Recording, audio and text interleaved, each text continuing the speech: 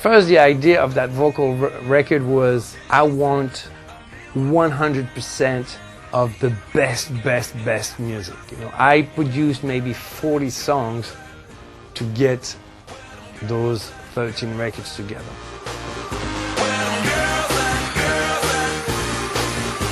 Where Them Girls At is a little bit like the end of a cycle for me.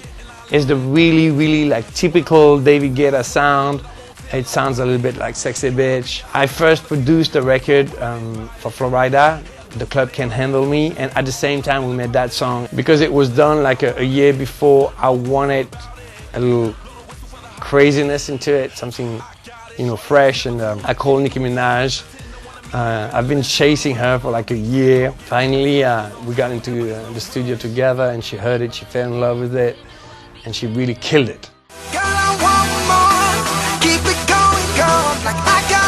Little Bad Girl is absolutely crazy. I played the instrumental for many months and it's not even normal anymore. Like, people are going absolutely nuts when I play it, even without the song. And you know, when a beat is a hit record without any chorus, without anything that they've ever heard before, when you see that kind of reaction, this is unique. And Tayo Cruz is an extremely talented singer, but also writer, and gave us an amazing song. Ludacris, one of the best MC on the planet. So I think this is a perfect combination, really. I just wanna make you sweat. I wanna make you sweat. This record, again, one of my biggest record when I play as a DJ. Originally, it was like a proper down-tempo hip-hop record, and like when they played it to me, I heard it the way it is now. Like, it was like an instant. Normally, I don't really do remixes anymore, but that, I knew it was going to be so big, you know. I really had to do it. Snoop is like a super cool artist, and to take him in a place that is so far away from his usual kind of record, you know, I thought it was really interesting.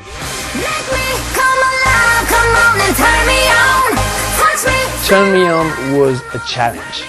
I'm a really big Nicki Minaj fan, and again, I wanted to take her somewhere she's never been, and of course, you know, Where Them Girls At, she delivered that crazy rap, and everybody knows like she's the best. But she is singing on that record, but like seriously singing. This is a huge performance, and I'm really proud of her on that record. People are gonna be shocked that she can sing like this.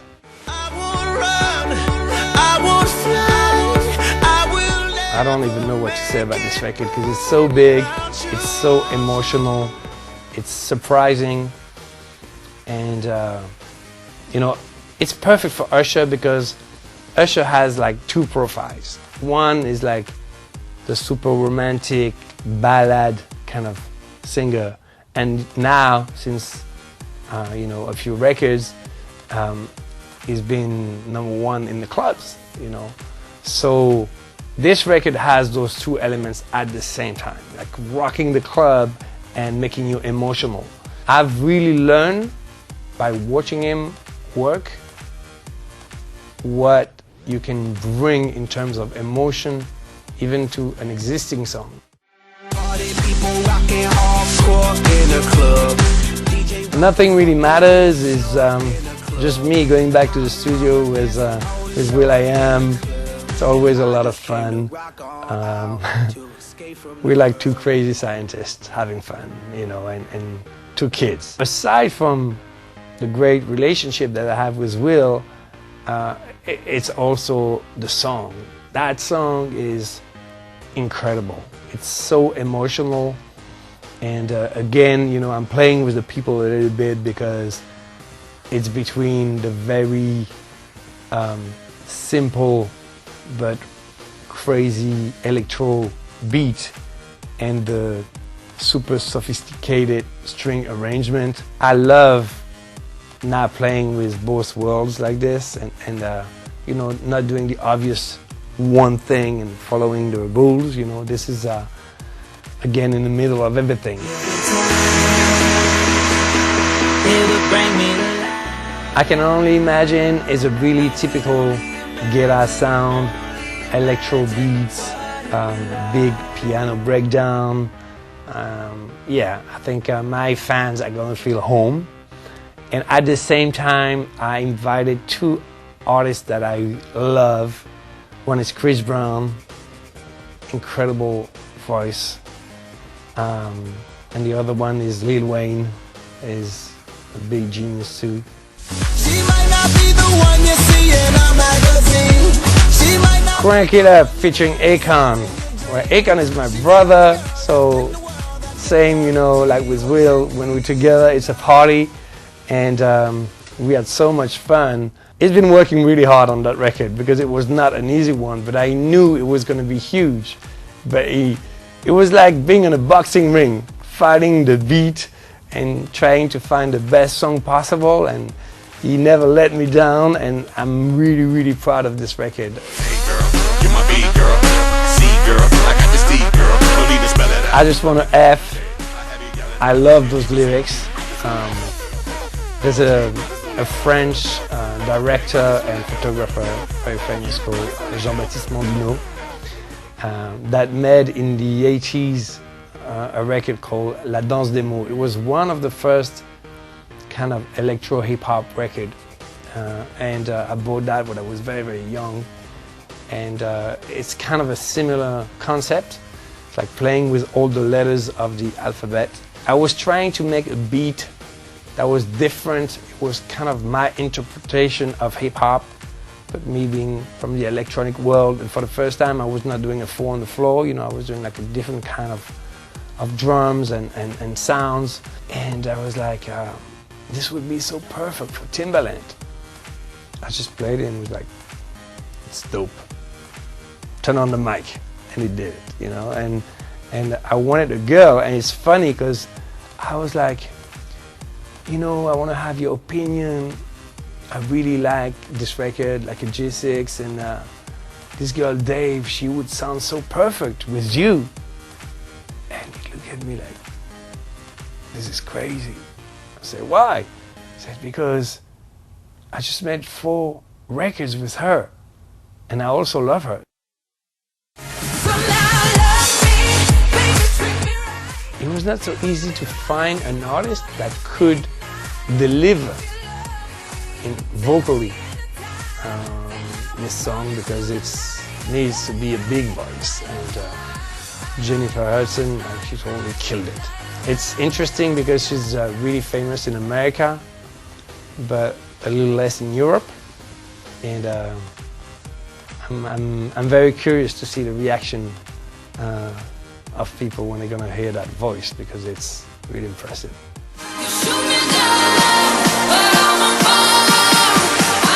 Titanium is one of my favorite records on the album. Sia has a very different profile from all the other artists that are on the album. She's more like a indie kind of artist. She has an amazing voice. She's an incredible writer. I love the song, I love the music. I think it's really, really special. It makes me very emotional, and I want to play it as a DJ too.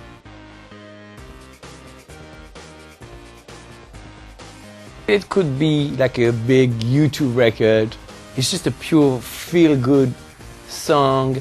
It's on that lane of I Got a Feeling. It's like me using acoustic elements and mixing them with electronic sounds, like using guitars and acoustic drums, but producing this in a more futuristic way.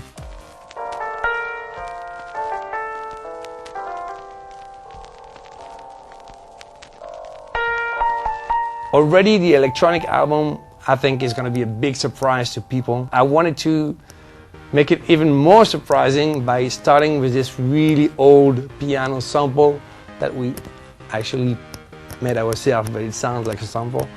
And then it's going totally crazy, and that's it's like a little joke, you know. Like I want to just picture the faces of the people when they're gonna hear the beat, when the kick, when it comes in, and you know, that's the idea of that record.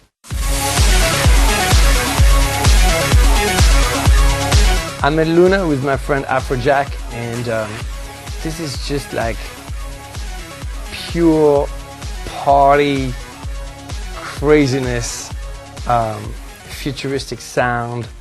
I play it in all my DJ sets, and the reaction is like insane. It's one of the biggest records when I play as a DJ. It comes from that French touch kind of influence, all the Daft Punk and all of this, but I've been always a huge Daft Punk fan, so I thought that now I could like, not that it sounds the same because it's like the music is totally different, but it's that type of production, that type of sound that they call French touch. So every time before that they were asking me, so you part of the French touch? No, you know, even though I'm French.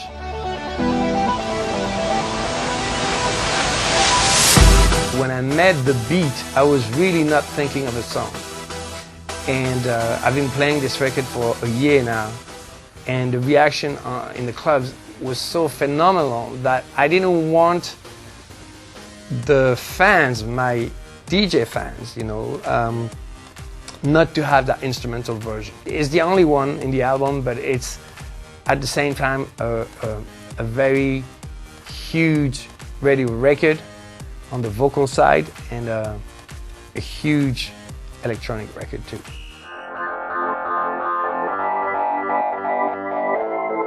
Dreams is like in the middle of some kind of raw electro and some progressive, trippy chords. It's kind of a mix of different styles that are popular in the clubs.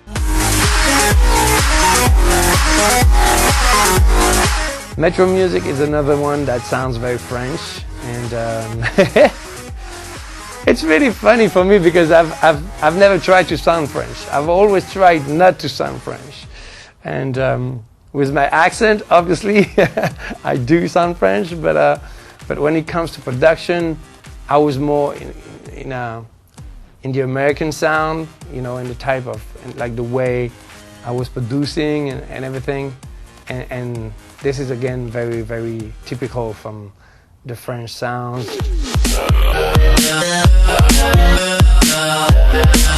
Toy Story was a great exercise because it's not a record that I want to play as a DJ, even though it could work, but it's like a different type of drums. It's not like the typical 4-on-the-floor record that I usually do. It has that moment where it goes almost like dubstep. It's like really experimental music, I think, and I think it's very interesting.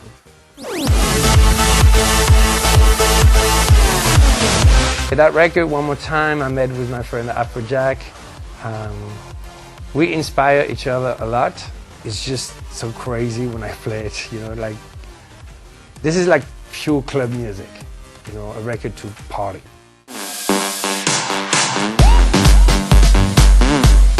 Paris, ou Paris, is again a club record, but that is a little bit in between. Like it has some techno influences and something that could come from people like Armand van Helden, you know, moments that are very emotional, and moments that are just like raw energy, make you want to jump up and down.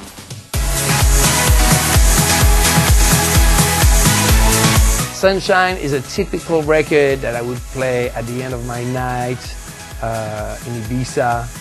It's kind of a more progressive record, totally not French this time. A very different vibe, very hypnotic. I love this record too.